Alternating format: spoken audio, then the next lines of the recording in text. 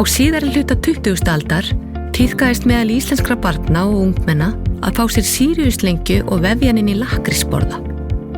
Sjoppueigendur seldu varla ljúffengu rjóma súkkulaðilengjuna án þess að lakkrís fylgdi með. Þetta nýja æði unga fólksins fór ekki fram hjá Nóa Sirius og varð innblástur að fyrsta fjölda framleita sælgætinu sem innihélt bæði súkkulaði og lakkrís.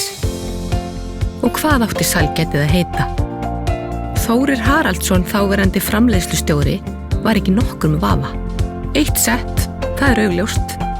Allar götur síðan hefur eitt sett notið mikilla vinsælda og svarað þeirri skemmtilegu eftirspurn að blanda súkkulaði og lakkrís, sem er ákveðið séreinkenni íslenskrar sælgætisgerðar.